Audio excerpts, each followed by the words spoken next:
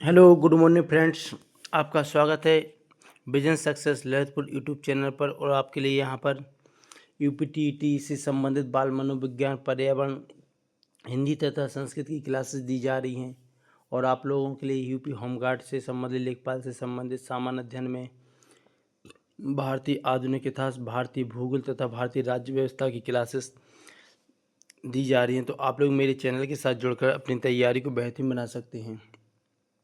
आप लोगों को इस चैनल के माध्यम से वही पढ़ाया जाएगा जो आपके लिए एग्ज़ाम की दृष्टि से बहुत ही महत्वपूर्ण होगा। यहाँ पे आपका समय भी ख़राब नहीं किया जाएगा, ना आपको फालतू की चीज़ों को बताया जाएगा। जो इम्पोर्टेंट हैं, जो पेपर में बिल्कुल आएंगी ही, उन्हीं से संबंधित प्रश्न कराए जाएंगे। और आपकी जो इम्पोर्टेंट टॉपिक हैं उन्हीं को कराया जाएगा। आइए देखते हैं हम उत्तर प्रदेश शिक्षक पात्रता परीक्षा सॉल्व पेपर 2016 का परीक्षा तिथि थी 19/12/2016। देखिए, बाल मनोविज्ञान, सुई द्वारा सीखने के सिद्धांत का प्रतिपादन किसने किया था? थॉर्नडाइक, पावलर, कोहलर और वुडवर्थ। तो आपको याद रखना है, सुई द्वारा सीखने के सिद्धांत का प्रतिपादन किया था कोहलर महोदय ने। ठीक है, इसमें उन्होंने जो अपना सिद्धांत दिया था वह दिया था बंदर पर। ठीक है, बंदर नहीं, बंदर यदि ऑप्शन में नहीं आए तो आएगा बनमानुस, और बनमानुस नहीं आएगा तो चिंपांजी आएगा। ठीक है, तो आपको याद रखना है कि इन्होंने अपना जो सिद्धांत दिया था सुई द्वारा सीखने का सिद्धांत, इन्होंने दिया था, कोहलर महोदय ने दिया था। और इन्होंने जो प्रयोग किया था वह किया था बनमानुस, चिंपांजी या बंदर पर। कार्य को आरंभ करने, जारी रखने और नियमित करने की प्रक्रिया क्या कहलाती? प्रेरणा। प्रेरणा मतलब होता है मोटिवेशन। हम किसी कार्य को कर रहे हैं तो उसे स्टार्ट करें और उसे जारी रखें और नियमित करें, तो क्या कहलाती है? प्रेरणा। विस्मृति कम करने का उपाय क्या है? पाठ की पुनरावृत्ति। पाठ की पुनरावृत्ति से तात्पर्य होता है कि हम किसी चीज़ को यदि ज़्यादा समय तक याद रखना चाहते हैं तो हमें क्या करना पड़ेगा? उसका रिवीजन यानी पाठ की पुनरावृत्ति करना आवश्यक होता है। क्रोध व भय प्रकार हैं किसके? संवेग के। तो आपको याद रखना है कि संवेग का सिद्धांत किसने दिया था? ये आपको याद रखना है। ठीक है, मूल प्रवृत्ति का सिद्धांत जॉन मैकडूगल ने दिया था। तो क्रोध व भय किसके प्रकार होते हैं? यह आपके संवेग के प्रकार होते हैं। और मूल प्रवृत्तियां हमें जन्मजात मिलती हैं, कुछ प्रवृत्तियां क्या होती हैं? हमें अर्जित हो जाती हैं वातावरण के अनुसार। दूसरे व्यक्ति के वायु व्यवहार की नकल क्या कहलाती है? अनुकरण। अनुकरण मीन्स होता है आपका, यह भी होता है दूसरे व्यवहार की, यानी नकल करना। ठीक है, यदि किसी व्यक्ति, कोई बच्चा, जैसे आपने देखा होगा कोई बूढ़ा व्यक्ति होता है तो वह यदि कंघी कर रहा है तो छोटा बच्चा भी क्या करने लगता है? कंघी करने लगता है। तो यह कहलाता है अनुकरण, यानी दूसरे को देखकर खुद करना। क्या कहलाता है? अनुकरण। यदि पूर्व ज्ञान व अनुभव नए प्रकार की सीखने में सहायता करते हैं तो उसे क्या कहते हैं? सकारात्मक प्रशिक्षण स्थानांतरण। ये आपको डिटेल क्लास में कराया जाएगा। सकारात्मक और नकारात्मक क्या होते हैं, तो आपको याद रखना है। सकारात्मक प्रशिक्षण स्थानांतरण यानी ट्रांसफ़र क्या होते हैं कि जो यदि हम कोई चीज़ सीख लिए हैं, जैसे कि साइकिल चलाना सीख लें, उसके बाद हम स्कूटर चलाना सीख जाएंगे, तो यह कहलाएगा आपका सकारात्मक प्रशिक्षण स्थानांतरण। सीखी हुई बात को स्मरण रखने या पुनः स्मरण करने की असफलता को क्या कहते हैं? विस्मृति। देखिए, यही पेपर में आएंगे प्रश्न, और इसी प्रकार से आपको प्लेलिस्ट में जाकर देख सकते हैं। आपको ऐसे ही प्रश्न आपको आपके कराए जा चुके हैं वन लाइनर सीरीज में। ठीक है, तो आपको वह वन लाइनर सीरीज के सारे प्रश्न को लिखना है और बार बार उसे रिवाइज करना है जब तक कि आपका एग्जाम ना हो जाए। तो आपको याद रखना, सीखी हुई बात को स्मरण रखना, अपना स्मरण करने की असफलता को क्या कहते हैं? विस्मृति। टर्मन के अनुसार 80 से 100 बुद्धि लब्धि का बालक माना जाता है सामान्य बुद्धि लब्धि वाला। सीखने से संबद्ध प्रतिक्रिया सिद्धांत में पावलोव ने प्रयोग किया था, तो सभी को पता है कि पावलोव ने प्रयोग किया था कुत्ते पर। ठीक है, किस पर किया था इन्होंने? कुत्ते पर। आईसी पावलिक महोदय ने। मानव व्यक्तित्व के मनोलैंगिक विकास को निम्न में से किसने महत्व दिया था? जॉन फ्रायड ने। ठीक है, आपको याद रखना है, फ्रायड महोदय ने मनोलैंगिक सिद्धांत दिया था। इन्होंने इड, ईगो, सुपर ईगो की 3 अवस्थाओं का वर्णन किया था। आपको सारी डिटेल क्लास में ही कराया जाएगा। जितने भी आपके टॉपिक हैं जहाँ से प्रश्न बनते हैं, आपको सारी क्लासेस दी जाएगी बहुत जल्द। मनोविज्ञान की प्रथम प्रयोगशाला को किसने स्थापित किया था? तो विलियम बुंट ने। ठीक है, डब्ल्यू बुंट और विलियम बुंट ने जर्मनी के लिप्जिंग शहर में। यह आपको याद रखना है। गेस्टाल्ट मनोविज्ञान की आधारशिला किसने रखी थी? तो गेस्टाल्ट मनोविज्ञान की आधारशिला रखी थी मैक्स बर्थिमर। इसके अंतर्गत आपके कोहलर भी आ जाते हैं। मैक्स बर्थिमर गेस्टाल्ट मनोविज्ञान इन्हें कहा जाता था। तो आपको याद रखना है गेस्टाल्ट मनोविज्ञान की आधारशिला किसने रखी थी? मैक्स बर्थिमर ने। मैक्स बर्थिमर, कोहलर। संघनन सिद्धांत निम्न में से किससे संबंधित है? तो आपको याद रखना है स्मृति से संबंधित होता है। संघनन सिद्धांत निम्न में से किससे संबंधित होता है? तो आपको याद रखना है स्मृति से संबंधित होता है। क्षेत्र सिद्धांत निम्न में से किस वर्ग का योगदान है? तो यह है गेस्टाल्टवादियों का। मनोविश्लेषणात्मक सिद्धांत यदि पूछा जाए तो किसने दिया था मनोविश्लेषणात्मक सिद्धांत? जॉन फ्राइडन ने।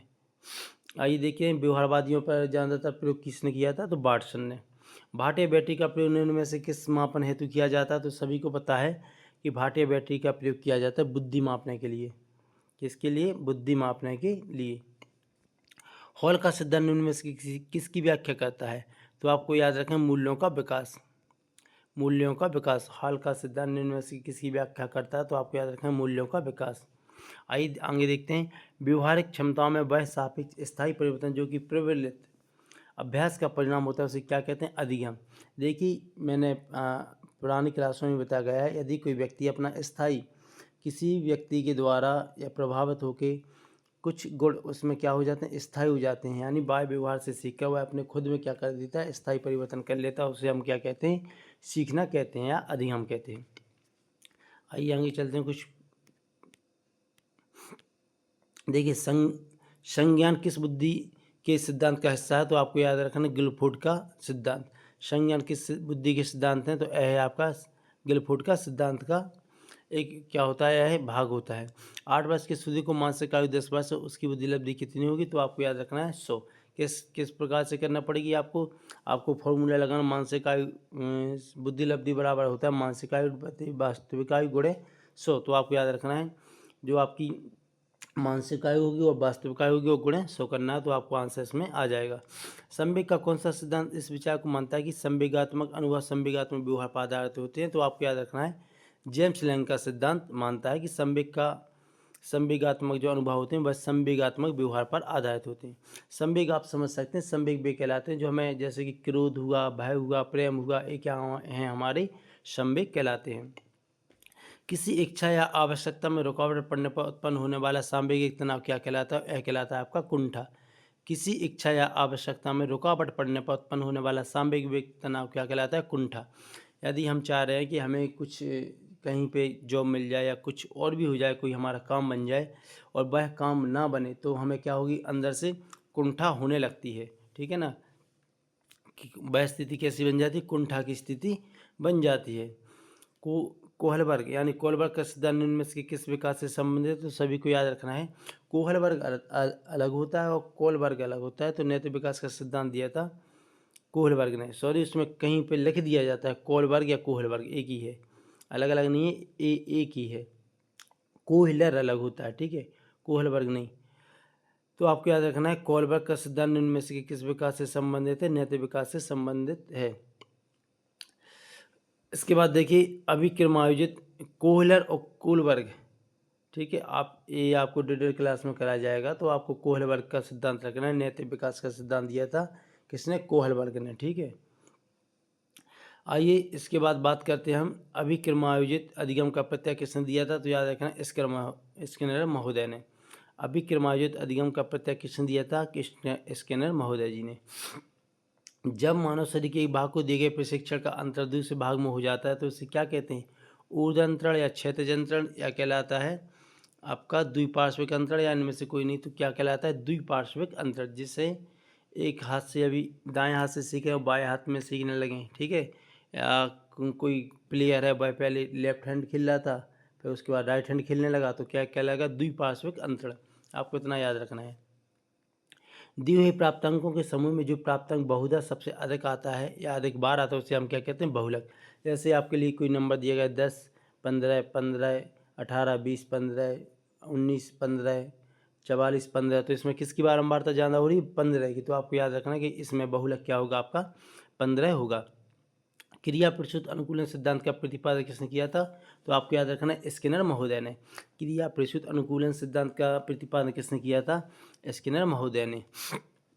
थॉर्नडाइक ने दिया था प्रयास एवं त्रुटि का सिद्धांत ने, ठीक है। इसके बाद देखिए अल्बर्ट बंडूरा निम्न में से किस सिद्धांत से संबंधित हैं? तो सामाजिक अधिगम सिद्धांत से संबंधित अल्बर्ट बंडूरा। आपको याद रखना। मानसिक आयु का प्रत्यय किसने दिया था, तो सभी को पता है, विनय साइमन ने। ठीक है, विनय तथा साइमन ने क्या दिया था, सबसे पहले मानसिक आयु के बारे में इन्होंने बताया था, तो आपको याद रखना है। और बुद्धि वृद्धि बराबर क्या होता है, मानसिक आयु बटी वास्तविक आयु गुणे 100। यह प्रश्न याद रखना है। निम्नलिखित में से कौन सा सीखने का सिद्धांत नहीं है, तो सीखने का सिद्धांत किसने दिए थे, आपको याद रखना है, थॉर्नडाइक महोदय। इन्होंने 3 प्रकार के बताए थे, तत्परता का, अभ्यास का और प्रभाव का नियम। ठीक है, और इसमें तनाव का नियम नहीं होता है।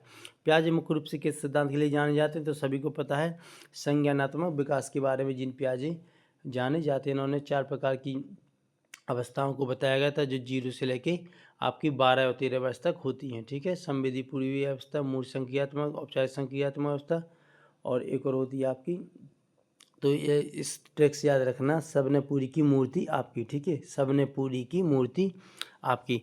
तो सबने से संवेदी पेशी अवस्था, सबने पूरी से पूर्व संक्रियात्मक अवस्था, मूर्त से मूर्त संक्रियात्मक अवस्था, और लास्ट में होती है आपकी औपचारिक संक्रियात्मक अवस्था। इसका नेम भी इंग्लिश में याद रख लेना, और इनका टाइम पीरियड पूछा जाता है, या फिर इसकी कोई कंडीशन पूछ लिए जाते हैं कि इस कंडीशन में बालक कौन सी अवस्था में होगा। तो ये थी आपका 2016 का प्रैक्टिस सेट, तो आपको याद रखना है। इसमें इस प्रकार के प्रश्न बनते हों आपके लिए, इसी प्रकार से प्रश्न कराए जा चुके हैं। तो आप लोग मेरे चैनल के साथ जुड़कर अपनी तैयारी कर सकते हैं, और चैनल को लाइक, सब्सक्राइब, शेयर अधिक से अधिक करें, जिससे जल्द ही आपके लिए लाइव क्लासेस प्रोवाइड कराई जाएँ। थैंक यू, धन्यवाद।